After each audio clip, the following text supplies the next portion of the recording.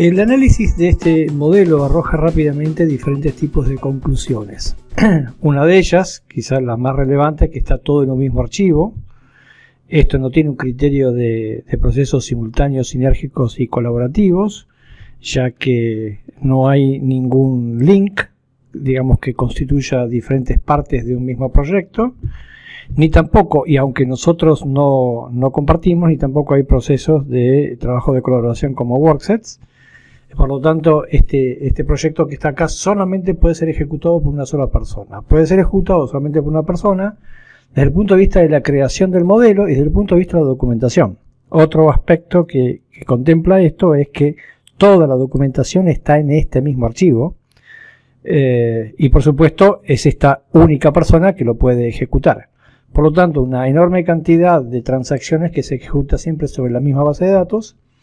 Y este archivo está pesando del orden de los 175 megas, o sea que empieza a ser un archivo cada vez más pesado para transaccionarlo. Por otro lado, la base de datos de objetos que tiene son enormes, o sea, si nosotros vamos simplemente a crear un muro, vamos a ver que nos encontramos con una enorme tipología del muro. Muchas de ellas, o casi todas, atadas en su definición a la tipología, el nombre del tipo, y con pocos elementos paramétricos que definan su posición. Con respecto a los cómputos, tampoco esto podría estar arrojando unos cómputos certeros, porque como vemos acá y en muchas instancias del proyecto, los muros están superponiendo en su masa con las columnas. Esto sucede en diferentes partes que tiene el proyecto. Tampoco se puede someter a procesos de certificación gráfica y avance de obra, porque obviamente los revestimientos, las terminaciones que tendrían estos muros en sus lados no se puede, digamos, diferenciar porque está ejecutado de un mismo paquete. Por otro lado, obviamente los cómputos que van a arrojar estos son inexactos, porque justamente esta digamos, superposición de masa hace que esto no se pueda computar eficazmente, porque hay elementos que se están overlapeando. Desde el punto de vista de mantenimiento y operación tampoco, digamos, puede llegar a ser utilizado, porque en instancias de construcción obviamente que no se puede dar certificación, pero en instancias de mantenimiento y operación tampoco le podría dar un seguimiento si alguna de estas terminaciones cambia o se les efectúa algún tipo de tratamiento particular, porque justamente no está identificado una porción de la otra, y esto no puede llegar a corregirse por la forma en que está modelado. Desde el punto de vista de la administración de la información con diferentes escenarios, estoy hablando particularmente de los escenarios que aparecen acá, digamos, de criterios analíticos de ventas, porque acá hay, digamos, visualizaciones que están orientadas hacia venta. Vamos a ver si aparece alguna por acá. Que están en estos sheets, calculo. Acá aparecía layouts de venta, como así también aparecen visualizaciones que tengan que ver con presentaciones municipales. Estos son diferentes escenarios de los cuales un mismo proyecto puede ser presentado, y de nuevo está todo en este mismo proyecto, cuando en realidad podríamos haber dividido la matriz de producción y que estos escenarios puedan llegar a ser documentados en archivos que estén, digamos, nutriéndose de este modelo, pero que las acciones y los objetivos son bien diferenciados. Otros elementos que incurren en problemas son, por ejemplo, la generación de los muros, de los suelos. Si bien acá hay diferenciaciones entre los rooms, claramente hay diferentes rooms que tienen diferentes situaciones: antebaño, el baño, digamos, la zona común del estar. Es un mismo sketch.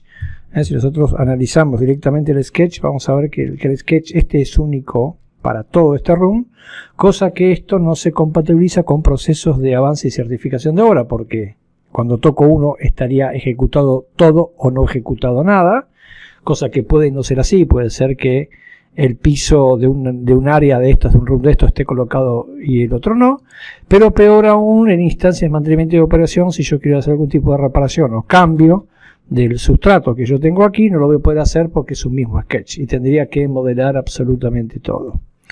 Otra de las cosas que vimos, como resúmenes también de una visualización general, son que todos los elementos tienen asociados un IFC particular, un parámetro de IFC particular, que está escrito por cada instancia. Esto se podría haber resuelto también con otros escenarios como Uniform, Masterclass, etcétera, en donde las codificaciones están atadas a una clasificación que yo ya puedo tener dentro de Revit y que no hace falta ponerla renglón por renglón. La verdad es que no sabemos cómo es que está puesto estos elementos, pero al no depender de una tabla de notas o de un archivo .txt que esté esa organización ya creada y que está puesto acá por esta instancia, no entendemos muy bien cómo es que fue colocada y el uso posterior que va a tener fuera del formato tradicional, aunque entendemos que va a formar parte esto de un proceso posterior que no queda definido a simple vista. Otro de los elementos que esto tiene definidos dentro de su estrategia son estas grandes cantidades de grupos. Si nosotros analizamos los grupos, hay muchísimos grupos. Recordar que los grupos dentro de Revit no se comportan bien. Esto realmente levanta muchísimo la base de datos. Y estos grupos, si fueron utilizados en algún momento para la utilidad de la repetición, tampoco fueron explotados acá. Por lo tanto, si yo quisiera darle un seguimiento de hora particular a los objetos, no voy a poder porque justamente están agrupados.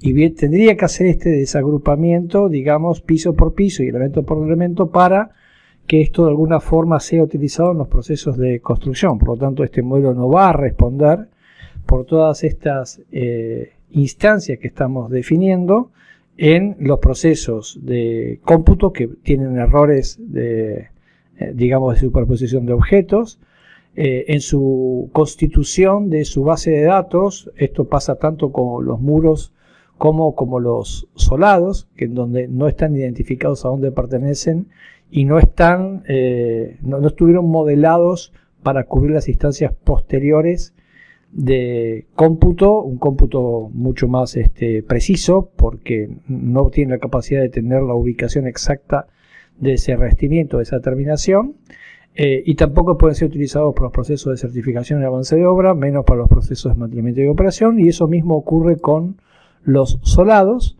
que tienen esta caracterización de modelización que están todos juntos. Por lo tanto, este es un modelo que está ejecutado tridimensionalmente, pero pensando en las etapas subsiguientes o en las preguntas sobre cómo lo voy a computar, cómo lo voy a documentar, cómo lo voy a certificar, cómo lo voy a mantener, cómo lo voy a operar, cómo lo voy a mantener, etcétera, no podrían, simplemente no se podrían responder esas preguntas porque no está en su ADN construido de tal modo que pueda ser operado posteriormente.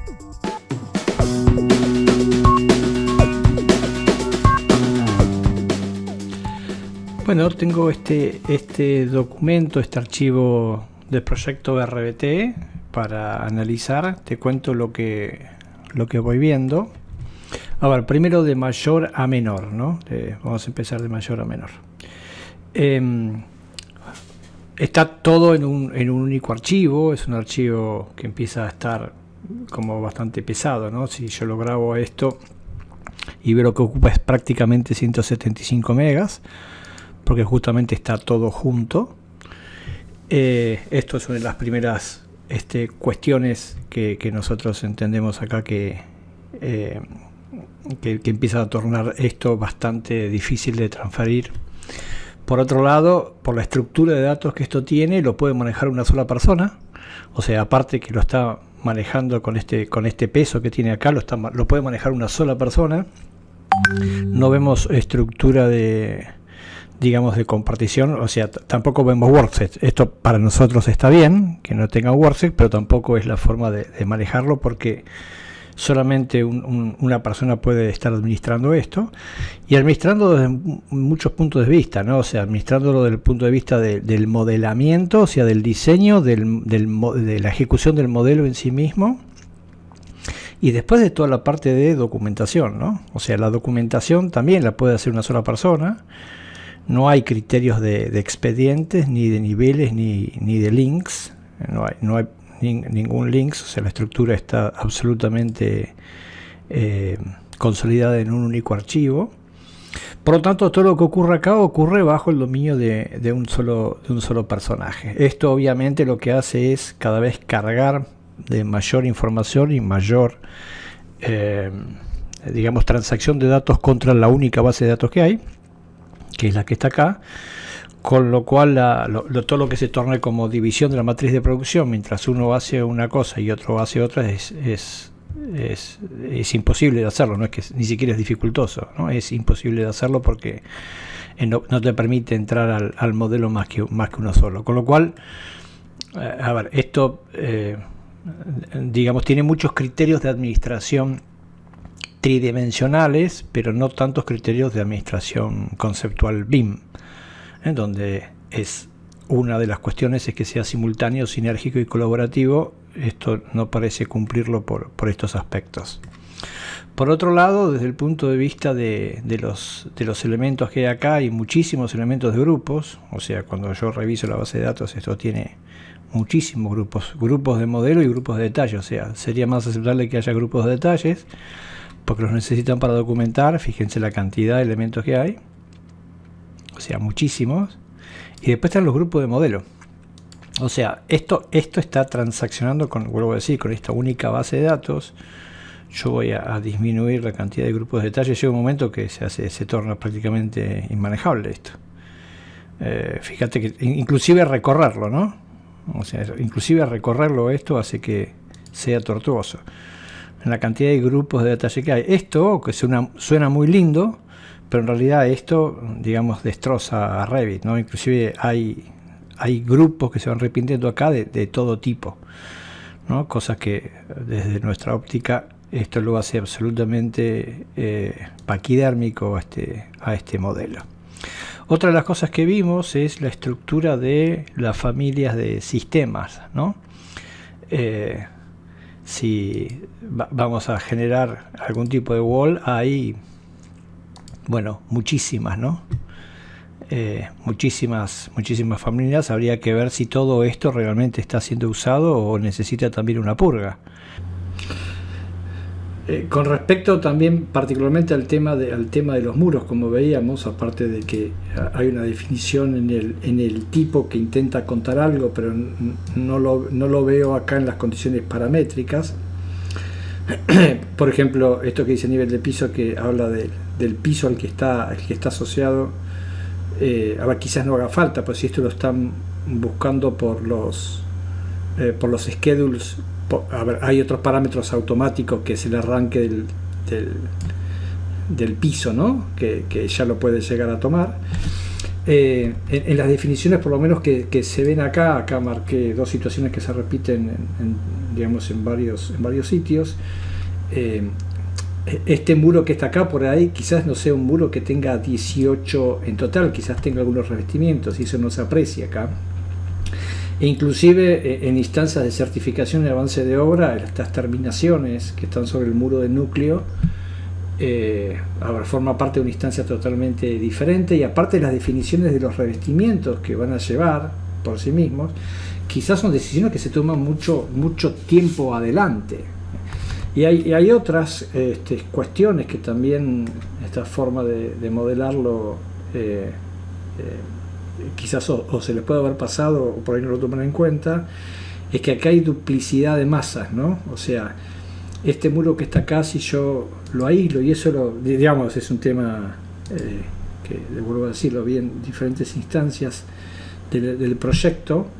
Perdón, vamos a hacer un reseteado y vamos a dejar solamente este muro. El muro comparte masa con la columna. Es decir, yo digo que dejo solamente este elemento, este muro está lleno acá. Sin embargo, en realidad terminaría, en realidad este muro terminaría acá. Terminaría contra la columna. Seguirían los revestimientos, o sea que acá en realidad debería haber un split entre estos dos elementos. Este muro no debería estar, este peso de muro no debería estar acá, sino que estos muros van a llegar Fíjate, a ver, hay una cantidad de cosas que suceden cuando yo ejecuto estas cosas como es en la realidad, y estas terminaciones deberían envolver de alguna forma, debería llegar hasta los límites de la columna, y después las terminaciones o los revestimientos que eventualmente tenga esto deberían envolver a la columna.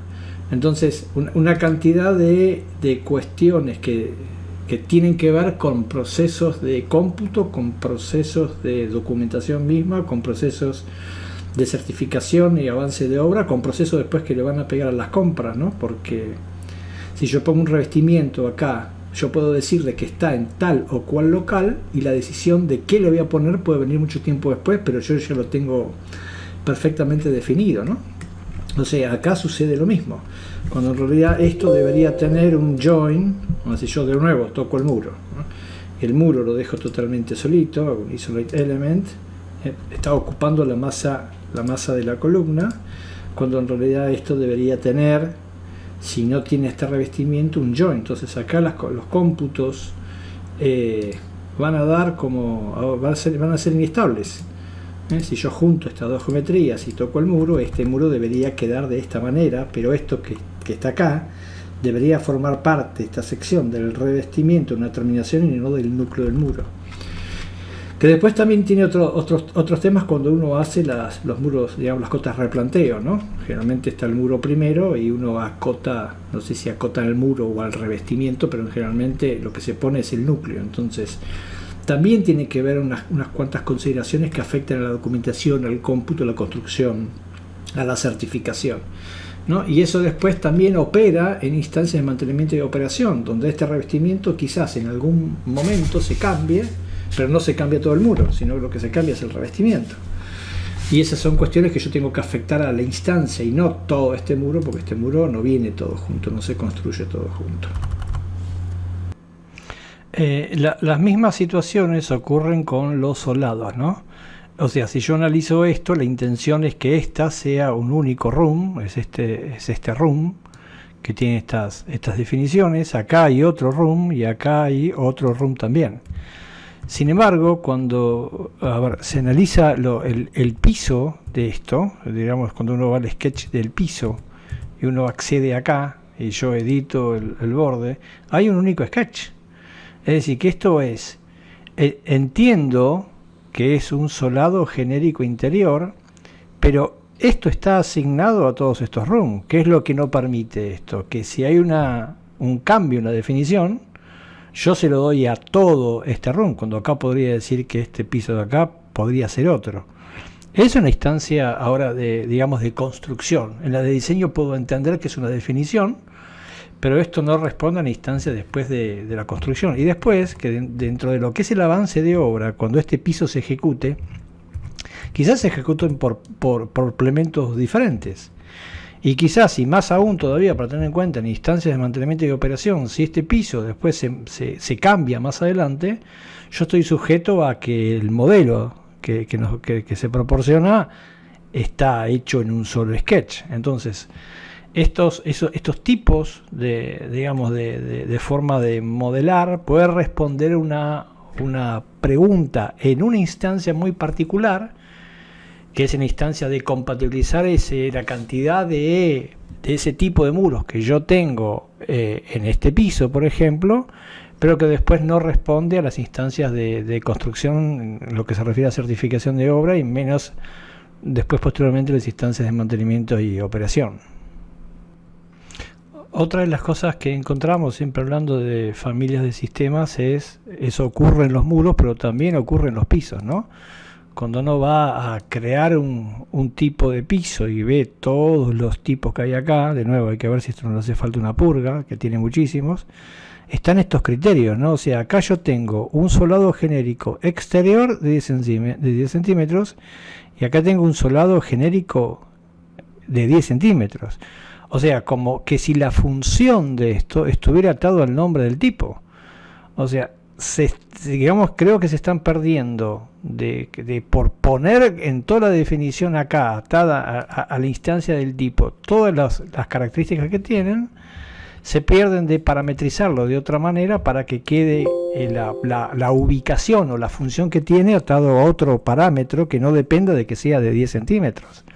Es más, cuando se habla de exterior tampoco dice cuál de esos exteriores, porque podría identificarlo perfectamente, balcón 1, balcón 2, balcón 3, cosa que cuando yo genero el schedule, alguien que no sea yo también, que puede también ser el cliente o el departamento de compras o una definición posterior, sea quien dice cuál es ese tipo de revestimiento, y es una solución que se da mucho tiempo después del modelado. También encontramos en algunos objetos, acá simplemente voy a nombrar estos, pero los encontré en otros objetos también, como una cantidad de metadata que no sé muy bien qué objetivo persigue.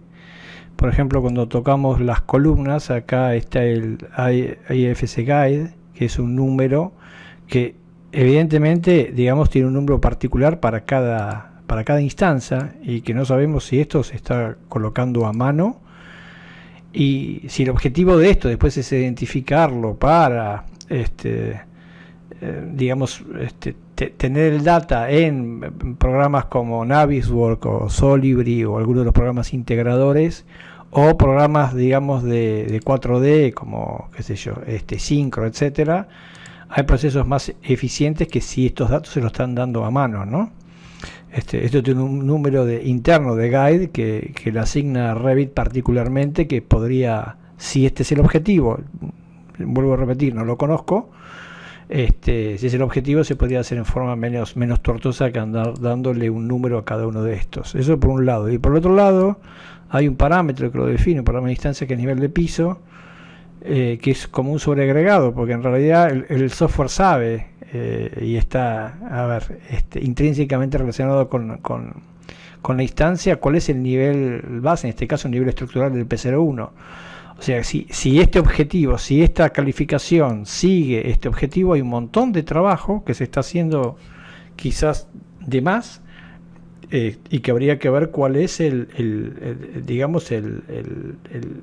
lo que está persiguiendo esto hacia más adelante.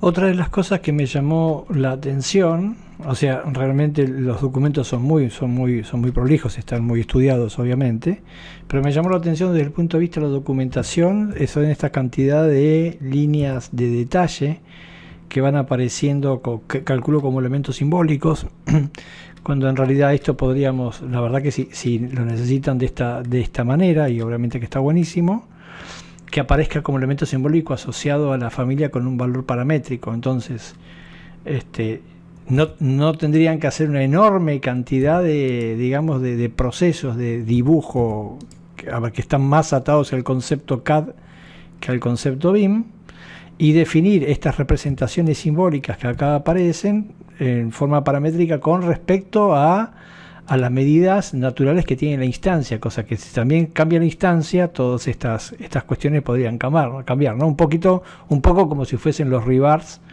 automáticos que tienen los modelos, como para poner las barras, que vos le das la inteligencia de cuál es el recubrimiento, y esto cuando le pone la barra va a dejar ese recubrimiento. Se podría generar esta misma inteligencia con estos elementos a nivel simbólico, que también en muchos lados aparecían como regiones, o sea, asociadas de la misma manera, ¿no? En forma totalmente manual. Y esto lo que hace es perder un poquito, digamos, aparte de perder muchas horas de modelado con esto, perder la capacidad de que una persona atada a mi modelo en la instancia de documentación podría estar generando toda esta información, pero con la decisión atada al proyectista, que en cuanto cambie la sección, obviamente va a cambiar todas estas representaciones simbólicas.